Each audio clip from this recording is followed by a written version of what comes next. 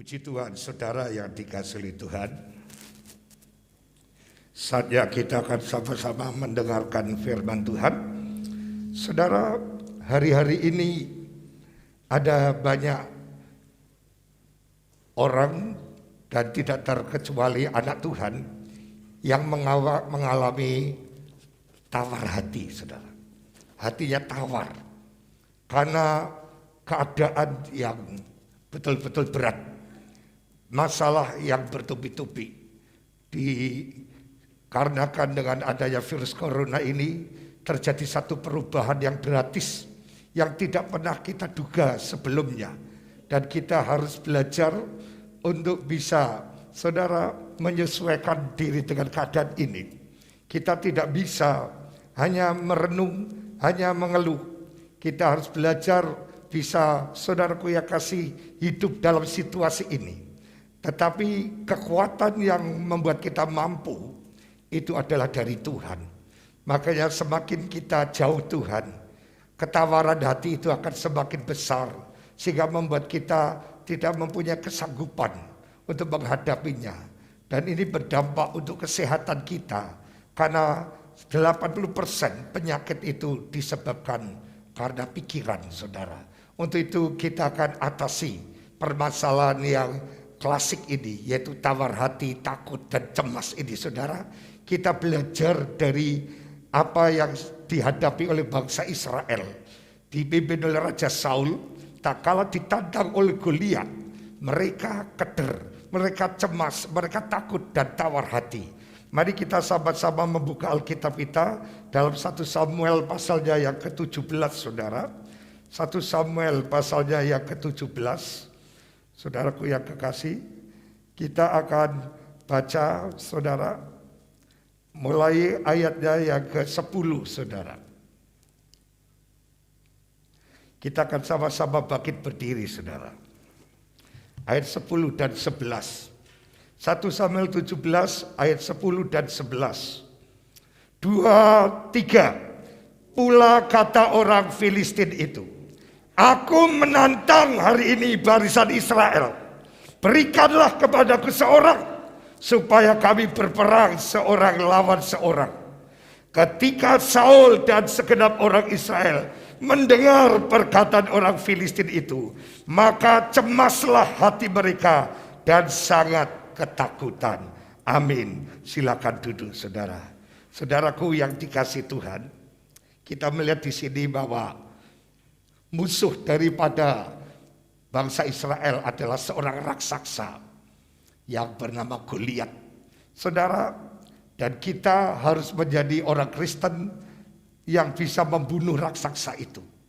Saudara, di mana para pembunuh raksasa, yaitu saudara dan saya, mengetahui rahasia untuk mencapai kemenangan. Kita tahu rahasia bagaimana kita bisa mencapai kemenangan.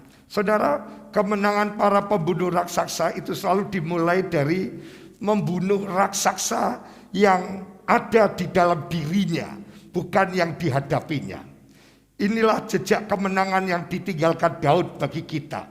Di mana, saudara, kemenangan Daud mengalahkan Goliat itu diawali dari kemenangan dia mengalahkan raksasa yang ada di dalam dirinya. Beberapa raksasa yang ditundukkan Daud adalah raksasa ketakutan. Yang kedua, kemustahilan. Nah, setiap saudara dan saya itu memiliki rasa takut. Namun jangan izinkan rasa takut itu membunuh keberanian kita, sehingga menyerah sebelum peperangan itu terjadi. Seperti para prajurit dan Raja Saul, saudara. Dia belum berperang, sudah takut dulu dan kalah. Daud juga memiliki rasa takut, saudara. Sama, dia bukan orang istimewa. Dia sama dengan kita. Tapi Daud tidak mengizinkan rasa takut itu menghentikan langkahnya maju melawan Goliat. Dengan penuh keyakinan, Daud itu menghadapi Goliat dan membunuhnya tanpa pedang di tangan. Nah, sekarang marilah kita lihat raksasa yang selanjutnya selain ketakutan dan kemustahilan yang dibunuh Daud, yaitu raksasa tawar hati. Saudara, pembunuh raksasa memilih membunuh raksasa dalam dirinya, yaitu tawar hati. Kalau yang di dalam dirinya sudah kita kalahkan, apa yang kita hadapi itu kecil, saudara. Di mana dalam 1 Samuel 17 tadi ayat 10-11 dikatakan, pula kata orang Filistin itu, aku menantang hari ini barisan Israel, berikanlah kepadaku seorang supaya kami berperang seorang lawan seorang. Dan ketika Saul dan segenap orang Israel mendengar perkataan orang Filistin itu, maka cemaslah hati mereka dan sangat ketakutan, saudara. Cemaslah hati mereka dan sangat ketakutan. Saudara, suara tantangan itu berlangsung selama 40 hari 40 malam. Teriakan tantangan diperdengarkan Goliat kepada barisan saudara perang Israel. Akibat daripada teriakan selama 40 hari 40 malam itu membuat bangsa Israel dan rajanya Saul menjadi tawar hati dan sangat ketakutan. Tak seorang pun berani maju menghadapi tantangan Goliat. Sampai akhirnya muncul seorang anak muda, seorang penggembala domba, di mana domba itu domba milik ayahnya. Anak muda itu namanya adalah Daud. Jika kita memperhatikan bahasa Ibrani, kata cemas yang kita temukan dalam ayat 11 tadi, cemas, saudara, ditulis dengan kata katat, ya, katat. Nah, kata ini memiliki berapa arti, saudara? Cemas itu mempunyai arti yang pertama, hilang keberanian, saudara. Hilang keberanian. Orang yang tawar hatinya akan kehilangan keberanian untuk menghadapi apapun yang ada di depannya. Saudara, peperangan belum dimulai, genderang belum juga dibunyikan, tetapi Saul beserta seluruh pasukan perang Israel tidak ada yang berani melawan Goliat. Inilah yang disebut tawar hati. Jangan beri tempat, saudara, tawar hati dalam hidup saudara dan saya, sebab itu akan membunuh semua keberanian yang kita miliki. Coba kita lihat Amsal 24, saudara, ayatnya yang ke-10. Amsal 24 ayat yang 10 firman Tuhan, jika engkau tawar hati pada masa kesesakan, kecillah kekuatanmu. Puji Tuhan, saudaraku yang kekasih, jika kamu tawar hati dalam masa kesesakan, maka kecillah kekuatan saudara. Jadi kekuatan saudara mengecil tak kala saudara tawar hati. Dengan dikatakan, jika engkau tawar hati pada masa kesesakan, kecillah kekuatanmu. Jadi saudara, mari, kalau saudara sedang sesak menghadapi masalah hidup, baik ekonomi, masalah rumah tangga, masalah keuangan, masalah kesehatan, jangan izinkan tawar hati itu muncul. Karena di saat kita tawar hati mengalami kesesakan, mengecil kekuatan saudara. Sehingga saudara akan tertekan. Saudara akan cemas terus, khawatir terus, bahkan bisa putus asa. Nah, saudara, bangsa Israel pada waktu dia memasuk ke tanah perjanjian, dia dihinggapi rasa tawar hati, saudara. Tidak berani memasuki tanah perjanjian. Dia belum melangkah, tapi sudah dibayang-bayangi ketakutan, merasa tidak mungkin bisa. Coba Ulangan 1 ayat 28, saudara. Ulangan 1 ayat yang ke-28. Kemanakah pula kita maju?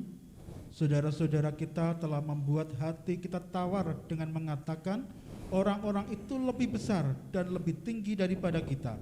Kota-kota di sana besar dan kubu-kubunya sampai ke langit. Lagi pula kami melihat orang-orang enak di sana. Saudara, ini belum masuk, saudara.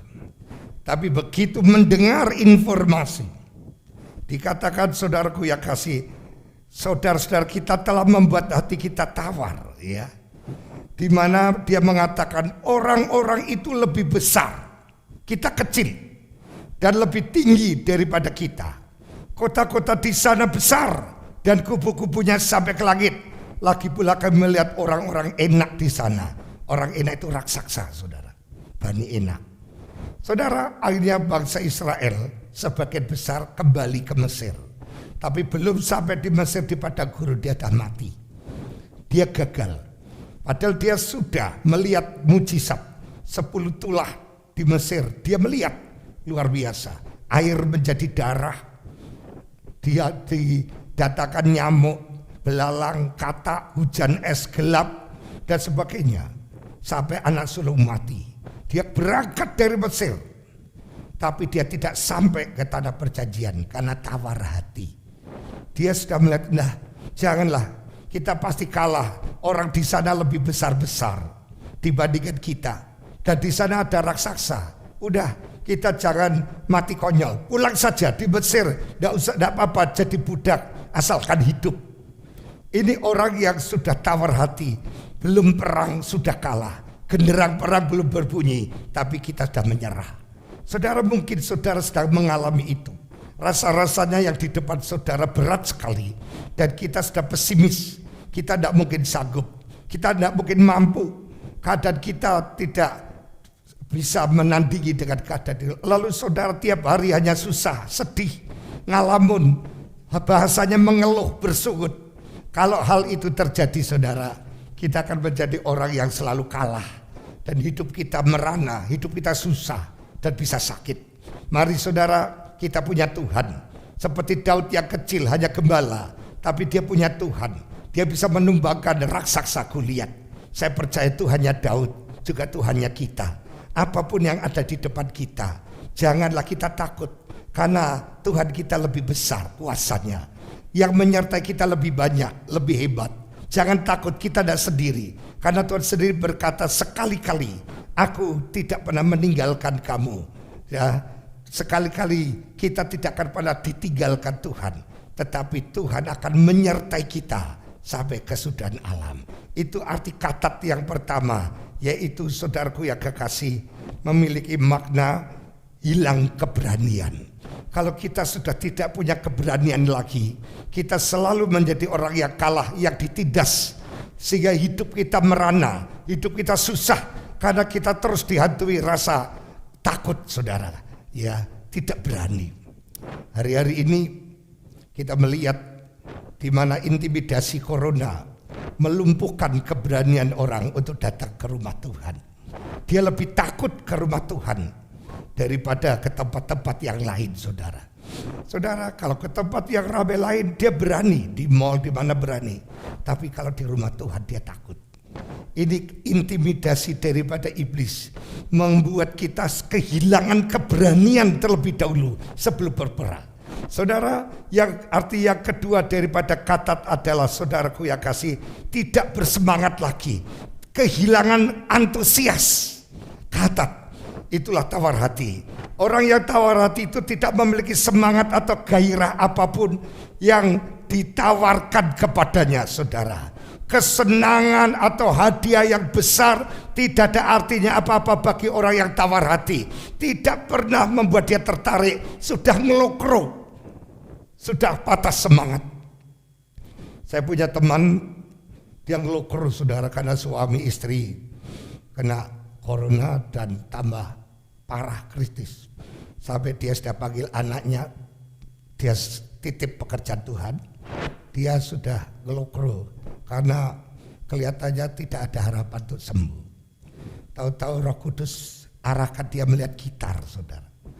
Lalu dengan merayap dia ambil gitar, dengan sisa tenaga suami istri nyanyi menyembah, saudara, nyembah, terus menyembah, saudara, menyembah, saudara. Dan sekarang dinyatakan sudah sembuh total, saudara, hanya dengan penyembahan, ya saudara. Teman saya, suami istri kena corona juga, dia sudah pesan peti, sudah pesan kuburan, saudara, dan dia sudah serahkan pada anaknya. Itu pas minggu pertama. Lalu dia ingat ini kan perjamuan suci, dia buat perjamuan suci sendiri, saudara, suami istri.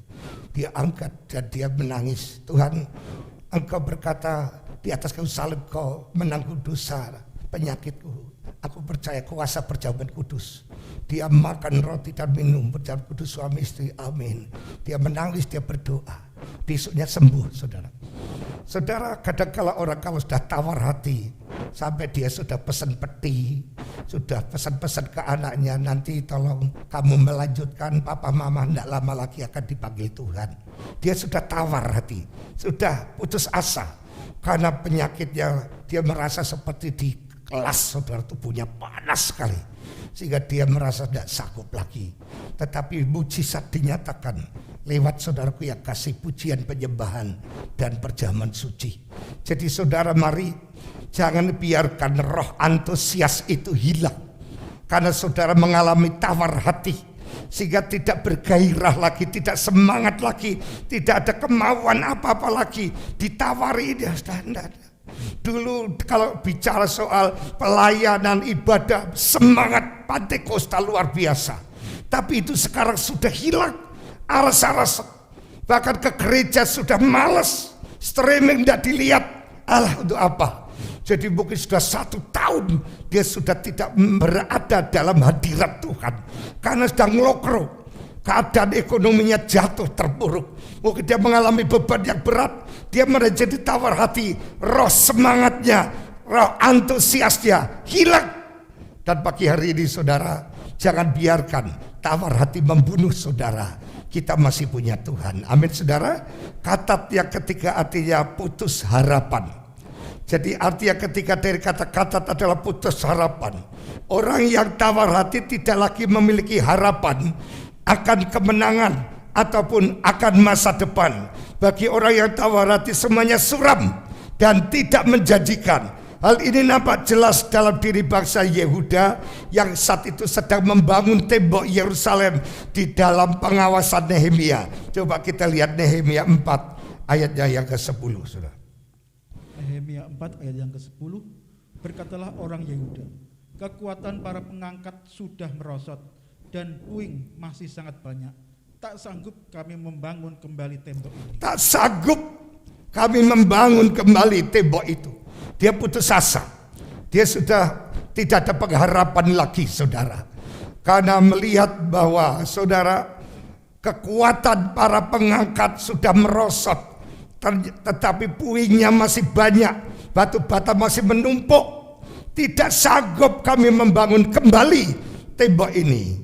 Saudara, lihat keputusasaan yang menyergap bangsa Israel. Secara bersama mereka berkata, tak sanggup kami membangun kembali tembok ini.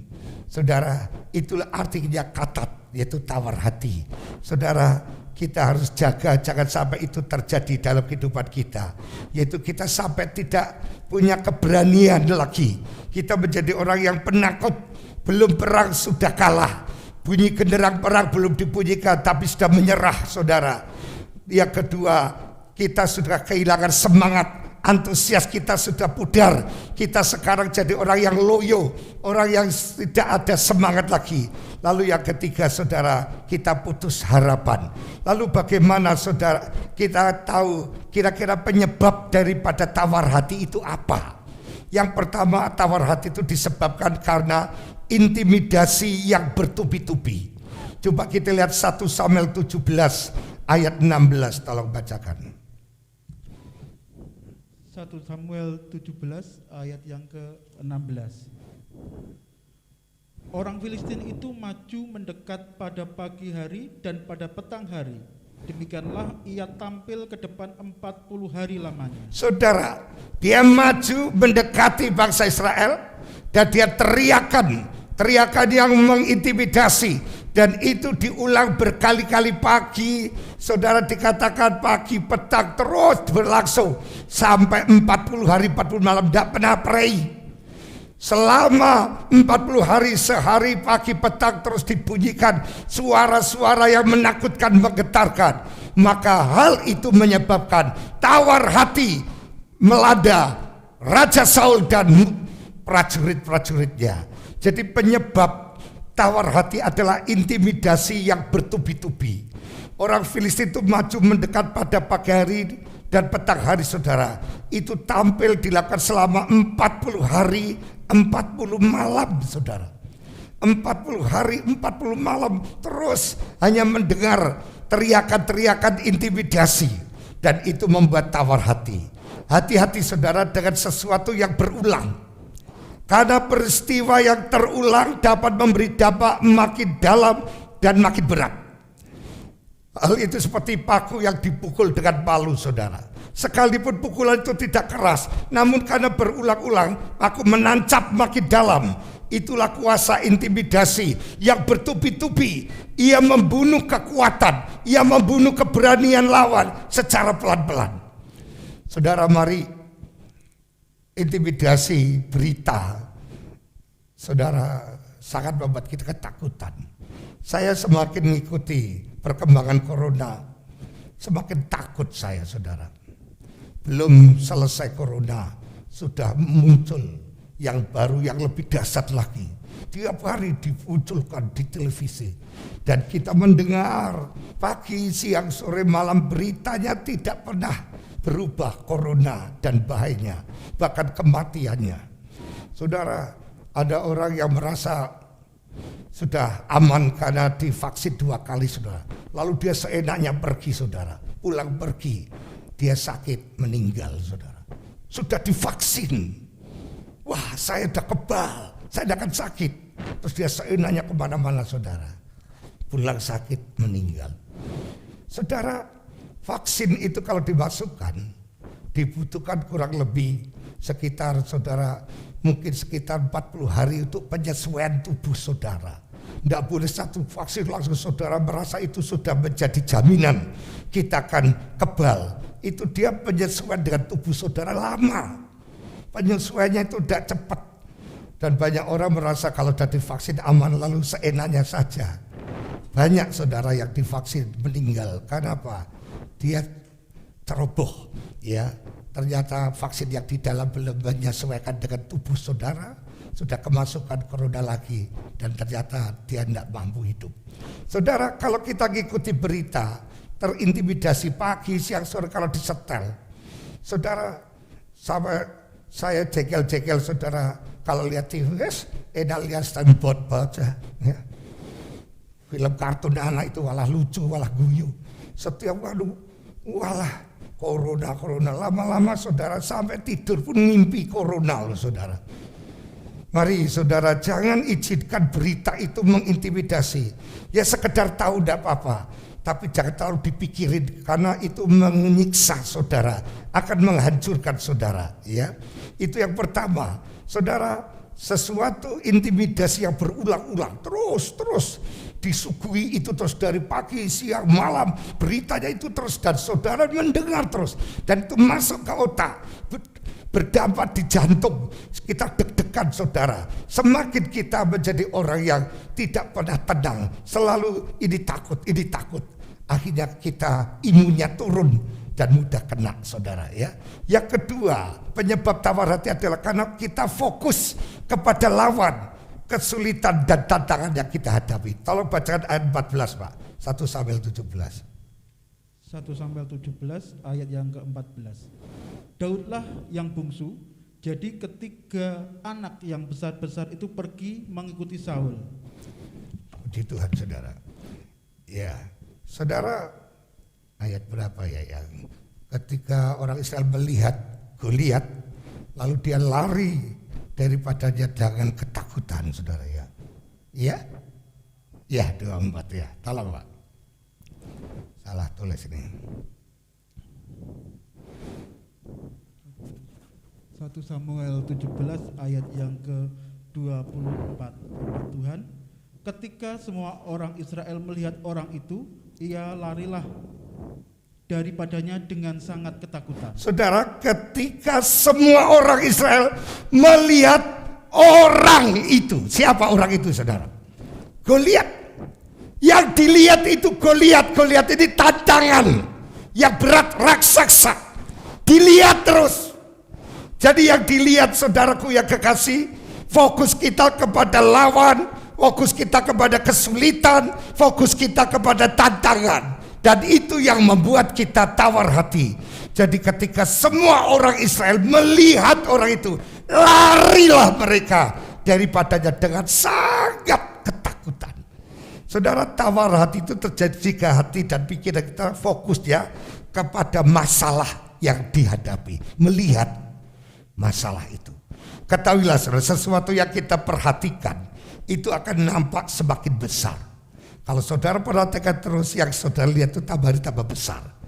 Bangsa Israel itu fokusnya, perhatiannya hanya pada Goliat, sehingga di dalam pandangannya Goliat nampak semakin besar dan kuat. Akibatnya mereka semua tawar hati. Itulah saudara penyebab daripada tawar hati.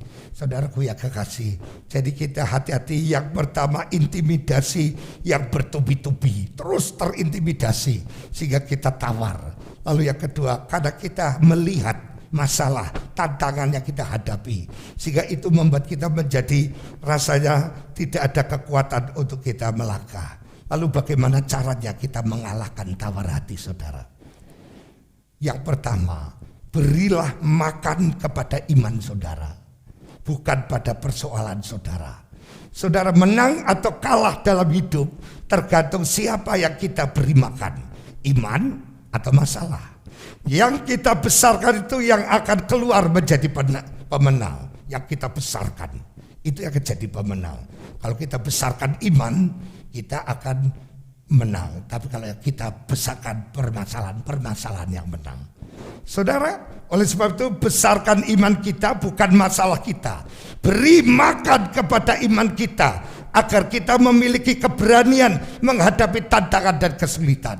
Makanannya iman itu firman. Di dalam Roma dikatakan saudara bahwa iman itu timbul dari pendengaran akan firman. Jadi kalau saudara jarang mendengar firman, iman saudara lapar, lemah, dan kita akan mudah kalah. Terus iman kita kasih makan firman.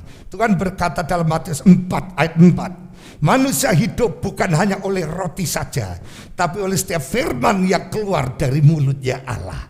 Saudara, Matius 4 ayat 4. Saudara, kita harus memberi makan iman kita terus supaya kenyang. Kalau iman kita kenyang, saudara, kita ada tawar hati. Karena di mana ada iman, tawar hati itu tidak akan terjadi.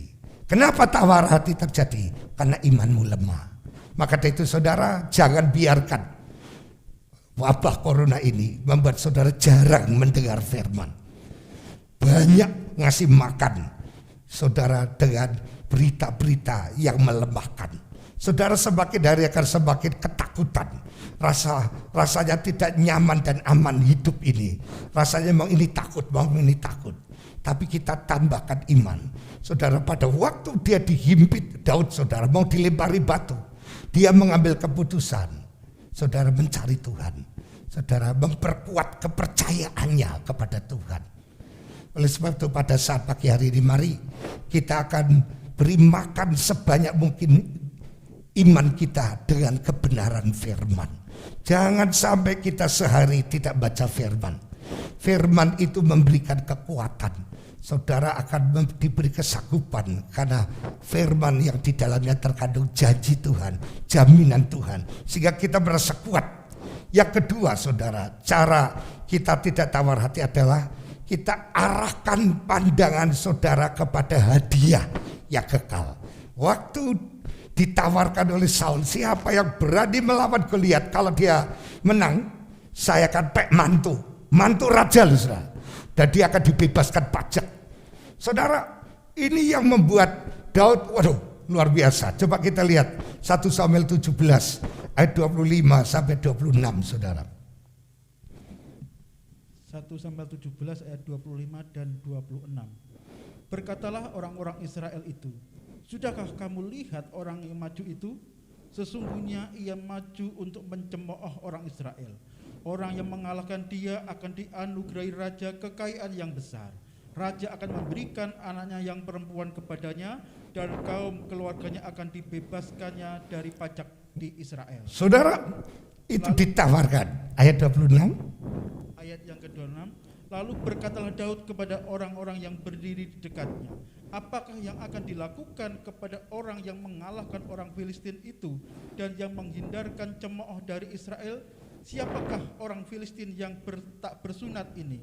sampai ia berani mencemoohkan barisan daripada Allah yang hidup? Puji Tuhan. Jadi saudara, di samping hadiah yang disiapkan, dia tidak terima kalau Allah itu dicemooh. Dia terbeban, terpanggil, membela. Saya tidak rela nama Tuhan dicemoohkan. Saya mau lawan dia. Jadi motivasi yang pertama adalah dia kepingin nama Tuhan tidak dipermalukan, tapi dipermuliakan. Dan hadiah itu sebagai bonus bagi dia yang saudara menang. Saudara yang dikasih Tuhan, jadi Saul menjanjikan hadiah bagi siapa saja yang berhasil mengalahkan Goliat. Tidak tanggung-tanggung hadiahnya dijadikan menantu raja dan diberikan kekayaan yang banyak. Keluarganya dibebaskan dari pajak. Bagi Daud bukan itu yang menarik. Baginya membela kehormatan raja di atas segala raja, yaitu Tuhan Yesus lebih utama. Daud tidak rela nama dan kehormatan Tuhan dihina dan direndahkan oleh Goliat. Itulah sebabnya ia tidak takut menghadapi Goliat, walaupun mati sekalipun, demi hadiah yang kekal yang akan dia terimanya. Saudara, demi hadiah yang kekal yang akan dia terimanya. Demikian halnya dengan Rasul Paulus, saudara. Sekalipun mengalami berbagai kesulitan, namun dia tidak pernah tawar hati, saudara. Karena pandangannya ditujukan kepada kekekalan, bukan kepada hal yang fana. Coba kita lihat 2 Korintus 4 ayat 16 sampai 18, saudara. 2 Korintus 4 ayat 16 sampai 18. Sebab itu kami tidak tawar hati, tetapi meskipun manusia lahiriah kami semakin merosot, namun manusia batiniah kami dibaharui dari sehari ke sehari. Sebab penderitaan ringan yang sekarang ini mengerjakan bagi kami kemuliaan kekal yang melebihi segala-galanya, jauh lebih besar daripada penderitaan kami. Sebab kami tidak memperhatikan yang kelihatan, melainkan yang tak kelihatan. Karena yang kelihatan adalah sementara, sedangkan yang tak kelihatan adalah kekal. Itulah saudara yang membuat Rasul Paulus tidak tawar hati. Padahal kita lihat penderitaan yang dialami sungguh luar biasa. Tapi dia dikatakan itu penderitaan ringan, tidak sebanding dengan kemuliaan hadiah yang akan dia terima. Maka dari itu saya tidak memperhatikan yang sementara. Yang saya perhatikan, saya tidak memperhatikan yang kelihatan, tetapi yang tidak kelihatan. Kenapa? Sebab yang kelihatan itu sifatnya sementara, sedangkan yang tidak kelihatan itu kekal. Itu rahasianya. Kenapa Paulus bisa bertahan sampai akhir? Bahkan dia mengakhiri pertandingan dengan baik. Dia mencapai garis akhir dan tetap memelihara iman. Karena ini dia memperhatikan yang tidak kelihatan. Saudara, untuk itu mari janganlah kita, saudara, yang dipandang masalahnya, tapi hadiahnya. Saudara, di mana mahkota kemuliaan Allah disediakan oleh kita bagi yang setia sampai akhir. Itu yang dilihat, saudara.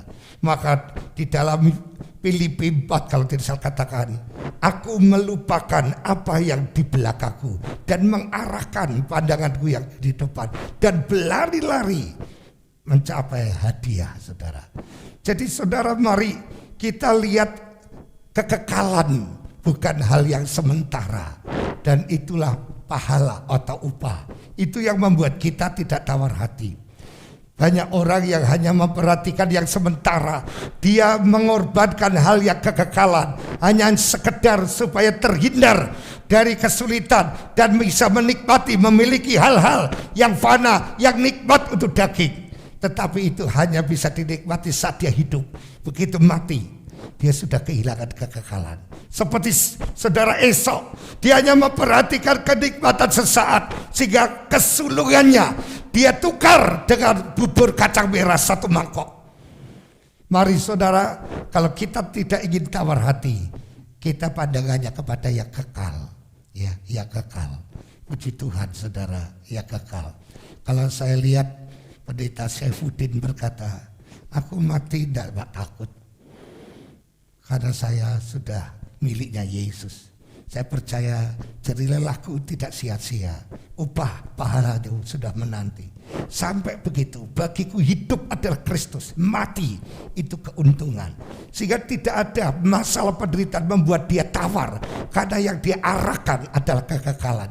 Penderitaan ini hanya sementara dan biasa saja, tidak sebanding dengan kemuliaan yang akan saya terima nanti. Puji Tuhan, saudara yang dikasihi Tuhan. Jadi kita melihat itu yang kedua. Yang ketiga, supaya tidak tawar hati, arahkan pandangan saudara kepada Tuhan yang memberi kemenangan. Jadi kita melihat pandangan kita kepada Tuhan yang memberi kemenangan. Coba kita lihat 1 Samuel 17 ayat 47, saudara. 1 Samuel 17 ayat yang ke-47. Dan supaya segenap jemaah ini tahu bahwa Tuhan menyelamatkan bukan dengan pedang dan bukan dengan lembing. Sebab di tangan Tuhanlah pertempuran, dan ia pun menyerahkan kamu ke dalam tangan kami. Puji Tuhan, sebab di tangan Tuhanlah pertempuran. Pertempuran itu ada di tangan Tuhan, dan ia pun menyerahkan kamu ke dalam tangan kami. Jadi saudara sudah jelas endingnya itu kemenangan. Daud mengarahkan pandangannya kepada Tuhan yang memberi kemenangan. Dengan yakin ia berkata, sebab di tangan Tuhanlah pertempuran, dan ia pun menyerahkan kamu ke dalam tangan kami. Apakah yang sedang saudara alami saat ini? Seberat dan sebesar apapun beban yang sedang menindih, jangan tawar hati. Arahkan pandangan saudara kepada Tuhan Yesus yang memberikan kemenangan. Coba Ibrani 12 ayat 3, saudara.